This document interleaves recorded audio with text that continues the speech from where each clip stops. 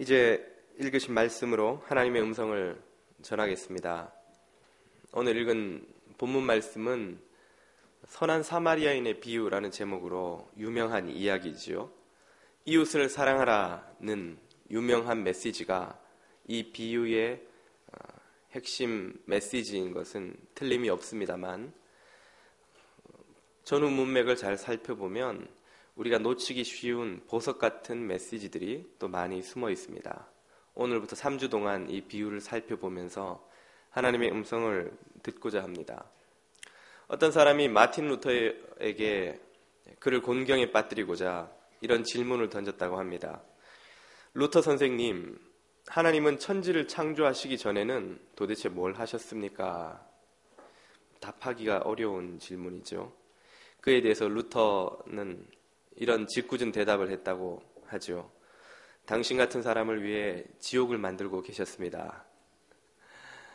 질문 중에는 궁금증을 해결하고자 하는 순수한 의도가 아닌 사람을 테스트하거나 혹은 공경에 빠뜨리려고 하는 짓궂은 질문이 있습니다. 오늘 본문에 등장하는 율법 교사가 바로 그런 질문을 예수님에게 던졌습니다.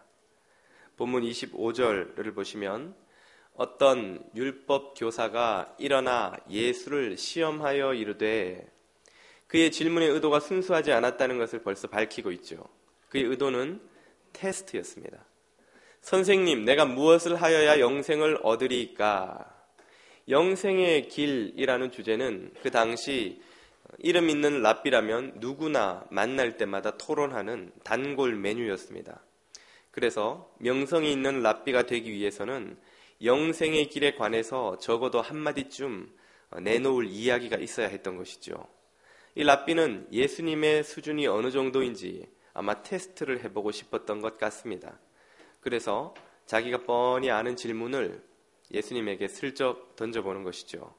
이 영생의 길에 관해서 당신은 무슨 아이디어, 의견, 오피니언을 가지고 있습니까? 하는 테스트 질문이었던 것이죠. 거기에 대해서 예수님은 질문을 질문으로 답하십니다.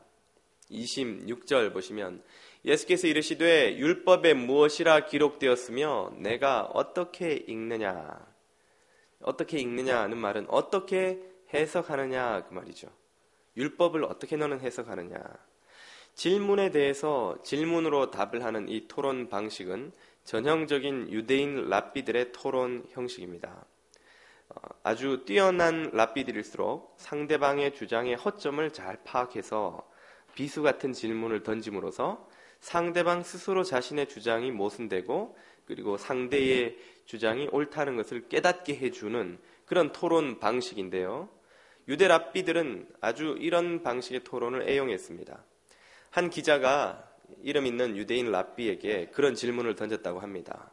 랍비님, 왜 유대인들은 질문을 받으면 꼭 질문으로 또 답을 합니까?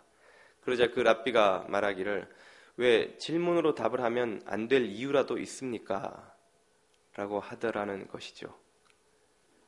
죄송합니다. 제가 너무 많은 걸 여러분께 기대하고 있는 것 같습니다. 이해하셨죠? 예. 그렇게 할 정도로 이 유대인 랍비들은 질문을 사용하는 걸 즐겼다는 것이죠. 예수님도 비수 같은 질문을 던지십니다. 율법에 무엇이라 기록되었느냐? 이것은 상대방이 율법 교사라는 것을 전제로 하는 질문이죠.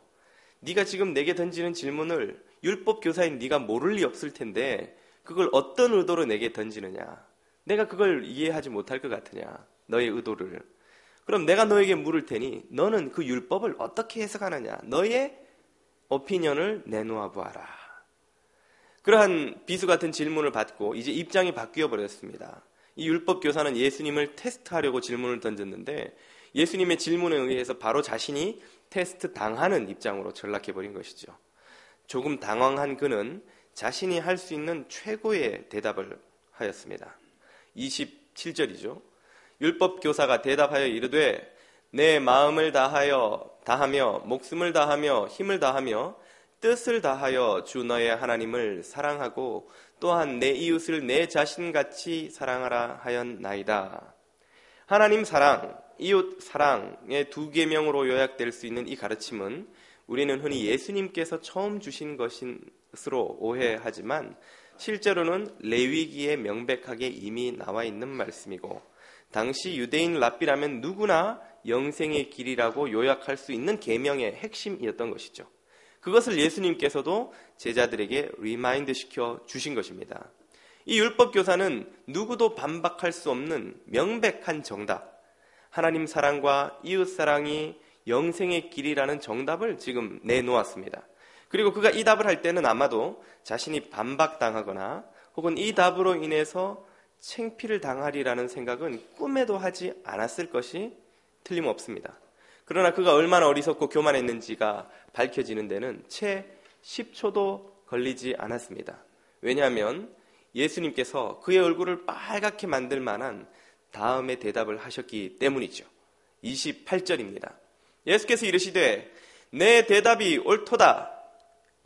이를 행하라. 그러면 살리라. 만약에 예수님께서 내 대답이 옳도다 하는 이 첫 번째 문장만 말씀을 하셨다면 예수님과 율법 교사는 서로 덕담을 하면서 웃으며 헤어졌을지도 모릅니다. 그러나 예수님에게는 조금도 그럴 의도가 없으셨습니다. 예수님은 이 율법 교사의 숨겨진 위선, 가리워진 치부, 죄의 하수구 뚜껑을 활짝 열어 그의 드러나지 않은 회칠한 무덤 같은 위선을 고발하기를 원하셨던 것이죠. 그래서 다음의 문장을 덧붙이셨습니다. 이를 행하라. 그러면 살리라. 네가 내게 영생의 길을 묻느냐? 네가 답을 알고 있다. 그러나 너는 그 영생의 길과 지금 상관없이 살아가고 있다. 왜? 너는 그것을 행치 않고 있기 때문이다. 너는 그 영생의 길에 관한 지식을 알매 유희를 즐기는 재료로 쓰고 있다. 네가 얼마나 유식한지, 얼마나 영생의 길에 관해서 유창한 설교를 할 수 있는지를 사람들에게 자랑하고 심지어 다른 사람을 테스트하는데 그 영생의 길에 관한 지식을 사용할지언정 그것을 네가 행치 않고 있다는 사실을 너도 지금 잊고 있구나. 네가 정말 살기를 원한다면 가서 행하라. 그렇게 고발하신 것이죠. 이 말씀은 아마 이 율법 교사의 얼굴을 빨갛게 수치심에 부끄러움에 물들게 만들었음에 틀림없습니다. 왜냐하면 그 다음 29절을 보면 그가 옳게 보이려고 또 다른 질문을 던져서 그 던진 질문이 누가 내 이웃이오니까 하는 질문인 것이죠. 그가 왜 옳게 보이기를 원했던 것일까요? 바로 이 예수님의 대답을 듣고 자신이 옳지 않은 사람임을 만천하에 공개할 수밖에 없게 된 것이기 때문에 그런 것입니다. 자신이 영생의 길에 관한 지식을 가지고 유희, 언어의 유희, 알매 유희를 즐기고는 있으나 그것을 행치 않고 있다는 사실을 예수님이 고발하시기 때문에 그런 것이죠. 예수님의 이 고발은 오늘 우리에게도 여전히 유효하지 않은지 걱정이 됩니다. 오래된 그리스도인들이 쉽게 빠질 수 있는 함정이 무엇이냐면 바로 진리에 관한 지식을 많이 아는 것과 그것을 자신이 행하고 있다는 것을 착각한다는 것이죠. 사랑에 대해서 유창하게 설명할 수 있고 용서가 그리스도인에게 얼마나 중요한지를 잘 프리젠테이션 할 수 있는 것과 사랑하고 용서하고 있다는 것은 전혀 다른 문제라는 것을 우리는 잊고 지낸다는 것입니다. 너무나 많이 사랑에 대해서 설교를 듣고 용서에 대한 이야기를 듣기 때문에 우리도 모르게 내가 사랑하고 있는 것처럼 용서를 베풀고 있는 것처럼 착각하고 있지만 실제로는 그러지 않으면서 나 자신을 속이고 있을 가능성이 오래된 그리스도인들에게는 늘 존재한다는 것이죠. 아는 것은 영생의 길에 충분치 않은 것입니다. 행하는 것이라야 영생의 길에 들어선 것이라고 할 수 있는 것이죠. 그래서 야고보서에서 야고보 사도는 말하기를 야고보서 2장 19절 20절을 보면 이렇게 선포합니다. 네가 하나님은 한 분이신 줄을 믿느냐? 잘하는도다. 잘하는도다. 야고보 사도의 비아냥이죠. 귀신들도 믿고 떠느니라. 실제로 복음서를 보면 누가 제일 먼저 예수님을 그리스도라고 고백합니까? 베드로가 고백하기 훨씬 전에 귀신이 먼저 당신은 지극히 높으신 자의 아들이시니다 라고 선포하고 떨고는 그 도망가는 장면이 나옵니다. 귀신들도 예수님이 하나님의 아들이라는 것을 안다는 것이죠. 그러나 그들은 구원에 이를 수 없습니다. 지식이 우리를 구원에 이르게 해주지 않기 때문입니다. 지식을 가지고 구원에 이를 수 있다는 것은 초대교회의 영지주의 이단의 전형적인 특징입니다. 예수님은 그리스도예요. 하나님의 아들이에요. 나는 거기에 동의합니다. I agree. 동의합니다. 그 지식이 내게 있습니다라는 것은 구원의 길과 상관이 없다는 것이죠. 그것이 우리를 구원의 길로 초대할 수는 있을지언정 구원의 길에 들어서게 해서 우리를 하나님 나라에 들어가게 하는 것은 아니라는 것입니다. 그런데 우리는 그런 착각을 오늘날 얼마나 많이 하는지 모른다는 것이죠. 20절은 이렇게 말합니다. 아, 허탄한 사람아, 행함이 없는 믿음이 헛것인 줄을 알고자 하느냐. 아, 허탄한 사람아, 사랑을 말하는 것과 사랑을 행하는 것은 전혀 다른 것이라는 사실을 깨닫지 못하겠느냐 하는 것이죠. 어거스틴은 이런 기도를 드렸다고 합니다. 주님, 이 불타는 정욕에서 저를 구해주십시오. 그러나 지금은 하지 마옵소서. 이 정욕으로부터 구원은 받고 싶지만 지금은 내가 이 정욕을 버리고 싶지 않은 거예요. 지금은 좀 더 엔조이하고 조금 후에 저를 구원해 주십시오. 오늘날 우리 그리스도인들은 이렇게 기도하고 있는 것은 아닌지 모르겠습니다. 주님, 저는 온 인류를 사랑합니다. 쟤만 빼고요. 내 배우자만 빼고요. 저 형제만 빼고요. 저 자매만 빼고요. 저 직장 동료와 저 상사만 빼고요. 저 이웃집 사람만 빼고 저는 김일성도 사랑하고 히틀러도 사랑하고 온갖 악인들을 다 사랑하고 용서할 수 있습니다. 쟤만 빼주신다면 누구든 사랑할 수 있습니다. 혹시 우리가 그렇게 기도하고 있는 것은 아닌지 모르겠습니다. 만약 우리가 우리의 형제 한 사람을 용서할 수 없다면 온 인류 누구도 용서하고 있지 않은 것입니다. 우리에게 온 인류는 나의 가족입니다. 나의 형제입니다. 나의 교우입니다. 내게 상처 준 직장 동료요 상사인 것이죠. 그 사람을 용서하는 것이, 용납하는 것이 온 인류를 용서하고 용납하는 것과 같은 것이죠. 말로는 못할 일이 아무것도 없습니다. 말로 인류를 사랑하는 것이, 말로 원수를 사랑하는 것이 얼마나 쉬운 일입니까? 그것은 관념일 뿐 아무런 열매를 맺을 수 없는 거짓입니다. 허상이죠. 여러분, 말로 하면 우리 모두 물 위도 걸을 수 있다는 거 아십니까? 오른쪽 발이 빠지기 전에 왼발을 내디디면 되는 거예요. 왼발이 빠지기 전에 또 오른발을 내디디면 되는 것이죠. 이런 방법으로 하면 우리는 물 위를 걸을 수 있습니다. 왜 못 걷습니까? 말로 하는 것이기 때문에 그런 것이죠. 말로 하는 것과 실제를 혼동하면 안 됩니다. 말로 위선 떠는 것은 한 교회의 목사 하나면 충분하지 않겠습니까? 집에서 아내와 싸우고 와도 여기서는 만면의 웃음을 띠고 사랑을 선포해야 하는 위선자.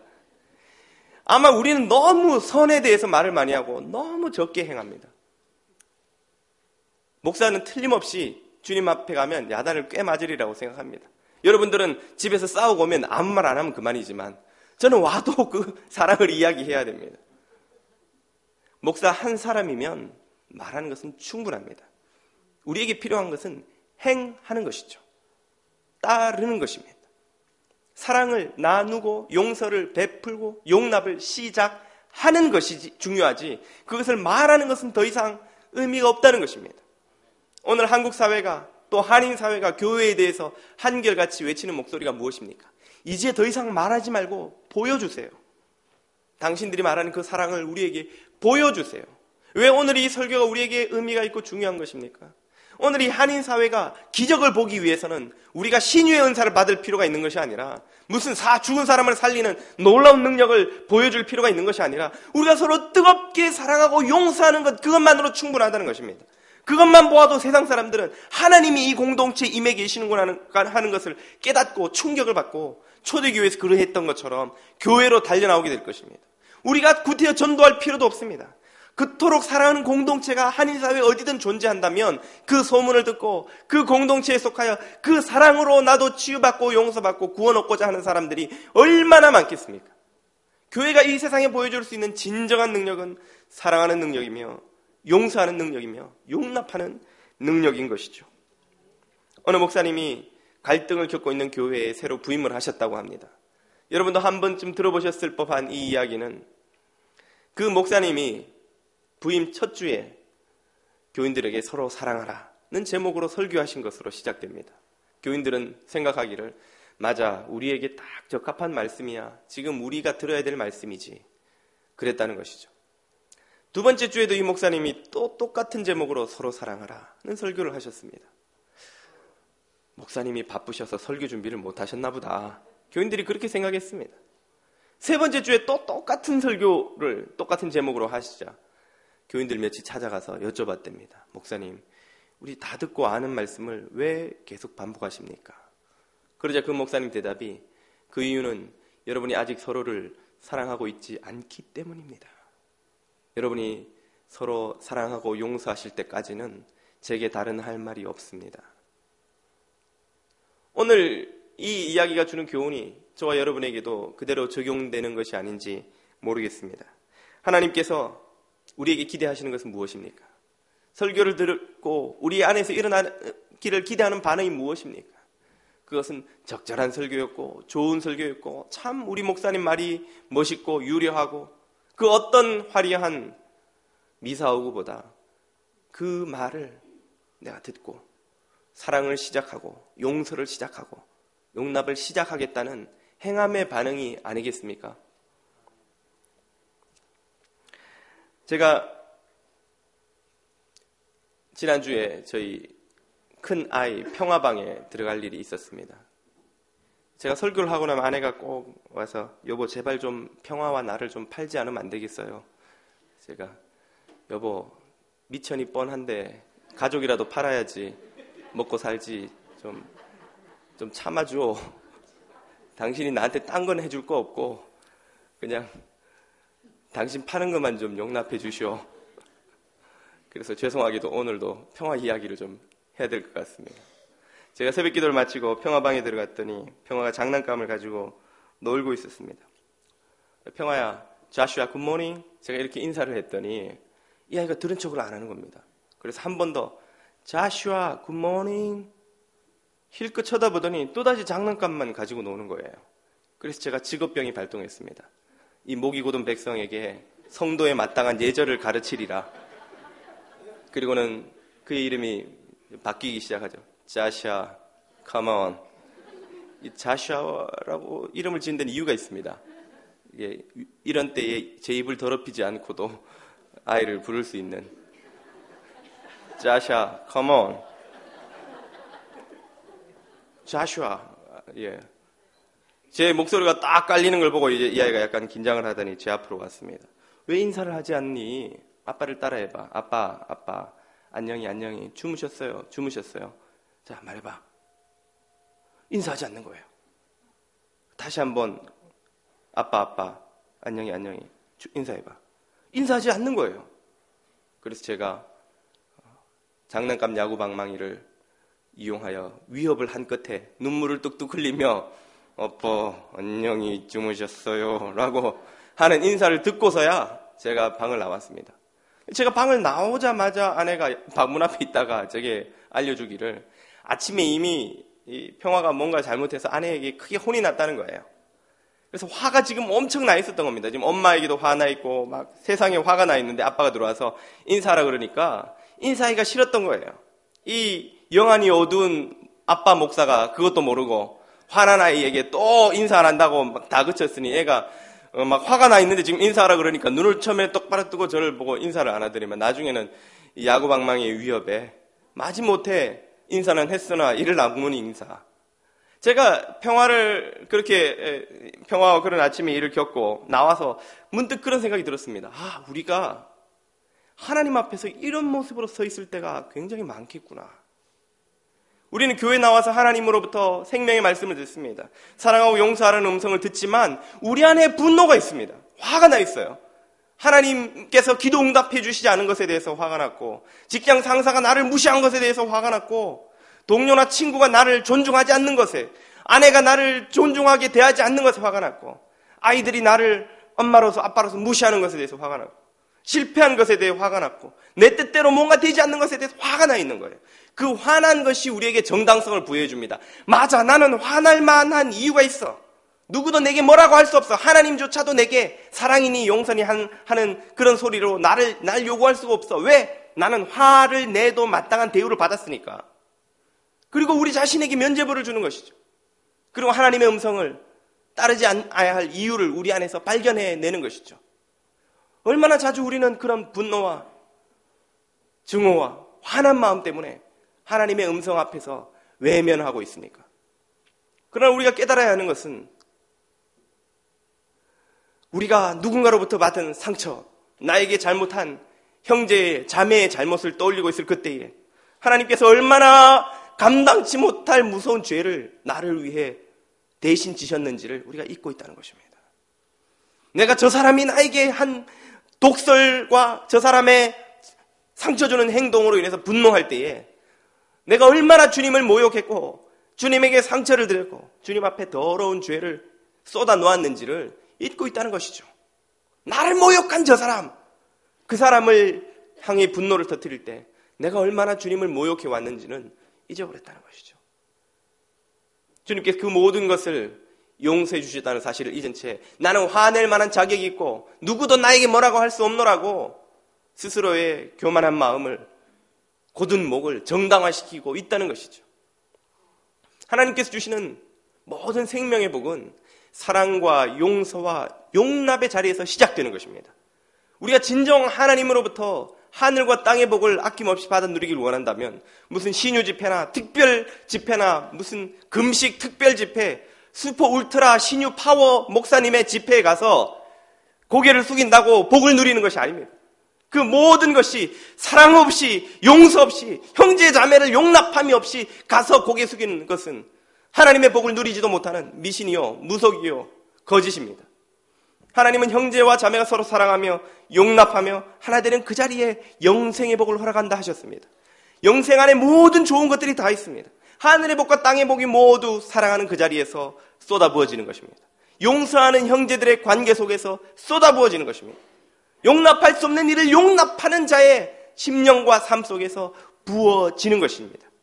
그러므로 우리가 진정으로 주님 앞에 영생의 길에 이르고자 한다면 오늘 내 눈앞에 있는 형제와 자매를, 가족과 이웃을 사랑하고 용서하고 용납하기를 시작하지 않으면 안 된다는 것이죠.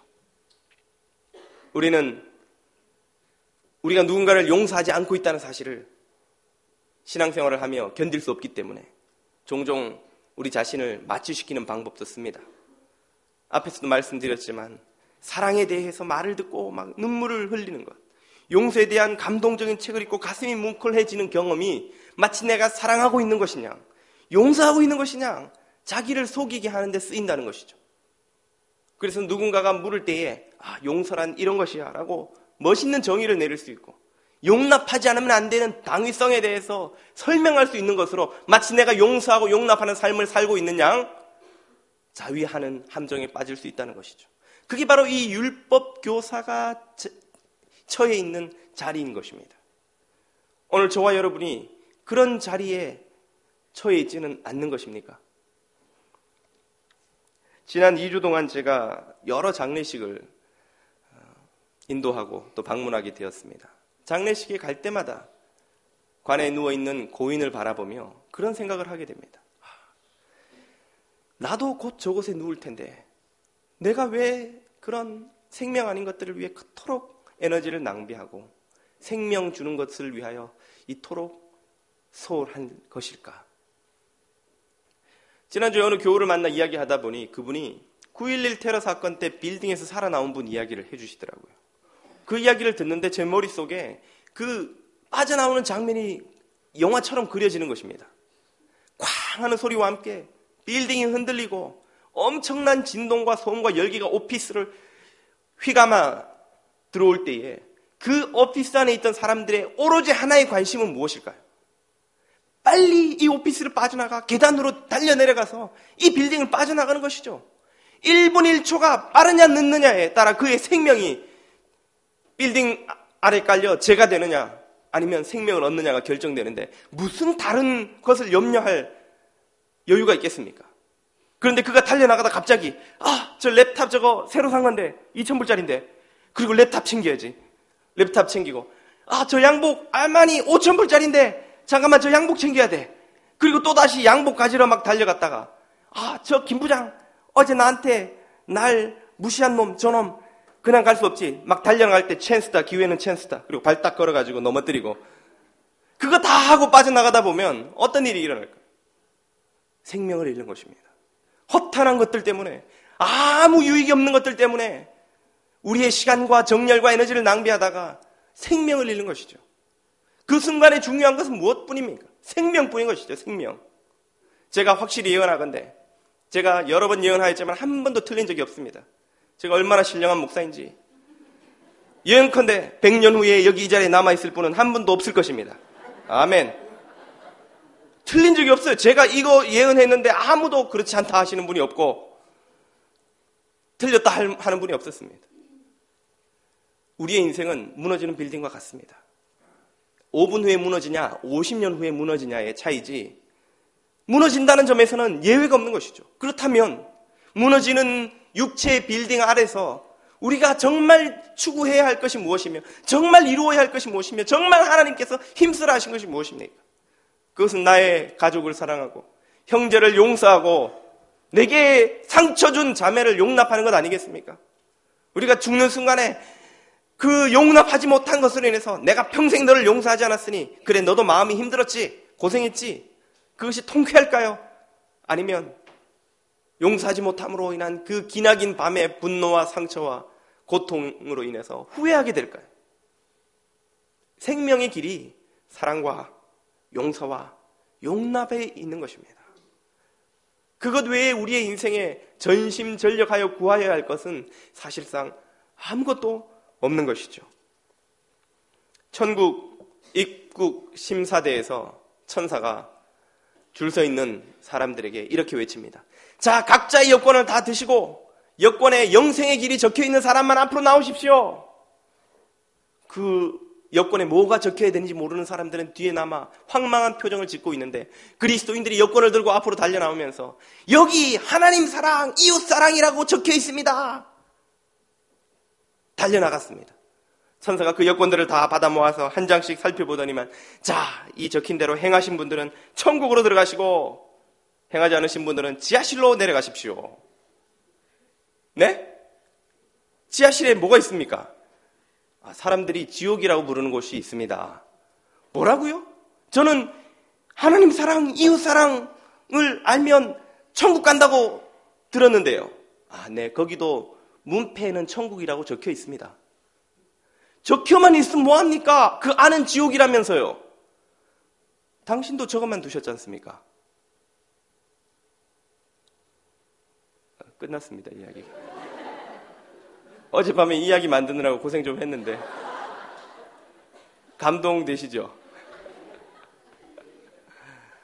네, 우리가 주님 앞에 갔을 때에 우리 여권에 하나님 사랑, 이웃 사랑이라고 저것만 놓고 갔다면 주님 앞에서 얼마나 민망한 장면이 연출되겠습니까? 오늘 설교가 저와 여러분을 위로하기보다는 마음을 깨뜨릴 수 있기를 소망합니다. 왜냐하면 천국 심사대 앞에서 우리는 모두 한 점 부끄러움 없는 믿음으로 그곳을 통과해야 되기 때문입니다. 바라기는 사랑할 수 없는 일을 사랑하고 용서할 수 없는 일을 용서하고 내게 고통 준 일을 용납하는 그 놀라운 영생의 길을 우리 주 예수 그리스도의 보혈과 성령님의 능력으로 가시는 저와 여러분 되시기를 축원드립니다. 기도드리겠습니다. 생명과 은혜의 주님 감사를 드립니다. 우리를 생명의 길로 불러주셨으니 형제를 사랑하고 자매를 용서하여 성령 안에서 하나 되는 놀라운 역사를 경험케 하여 주시옵소서. 예수님 이름으로 기도드립니다. 아멘.